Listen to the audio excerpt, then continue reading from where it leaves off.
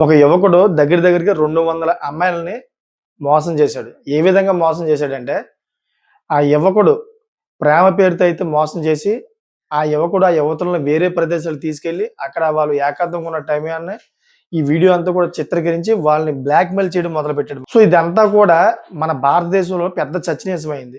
ఎందుకంటే ఒకళ్ళు కాదు, ఇద్దరు కాదు 200 అమ్మాయిల మాట.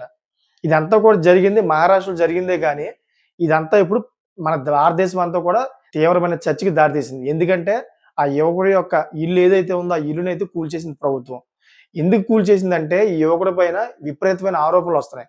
ఎవరైతే యువతులు ఉన్నారో 200 మంది దాకా యువతులు ఉన్నారో, దాంట్లో కనీసం 75% యువతులు బయటికి వచ్చి, మమ్మల్ని అన్యాయం చేశాడు, మమ్మల్ని బ్లాక్‌మెయిల్ చేస్తున్నాడు, మా నుంచి చాలా డబ్బులు తీసేసుకున్నాడు, మా వీడియోస్ అన్నీ అతని దగ్గర ఉన్నాయని చెప్పి వాళ్ళందరూ కూడా కంప్లెయింట్ చేస్తా ఉన్నారు.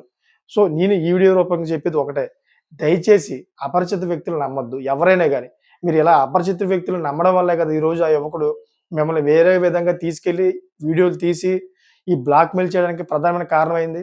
సో, అందుకనే రాష్ట్రం ఏదైనా, భాష ఏదైనా గాని ప్రస్తుతం క్రమశిక్షణ అనేది ముఖ్యం మాట. ప్రస్తుతం ఉన్నటువంటి సమాజంలోని ఎవరిని నమ్మాలి, ఎవరిని నమ్మకూడదనే విషయాలు ముందు తెలుసుకోవాలి.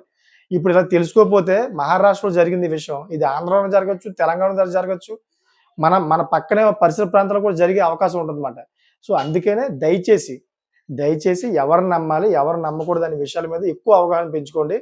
ఇప్పుడు తన యొక్క ఇప్పుడు ఆ యువకుడి యొక్క ఇల్లు ఏదైతే ఉందో బుల్డోజర్‌తో మొత్తం అంతా కూల్చేశారు. అతని ఇల్లు కూల్చేసినా గాని మళ్ళీ ఇల్లు కట్టుకుంటాడు గాని, కానీ మీరు అన్యాయం అయిపోయారు కాబట్టి దయచేసి ఈ యువతులందరూ కూడా తగు జాగ్రత్తగా ఉండండి. పేరెంట్స్ కూడా గమనించి మీ పిల్లలు ఎక్కడికెళ్తున్నారు, ఏం చేస్తున్నారని ఒక కంటపెట్టి కనిపెట్టండి దయచేసి.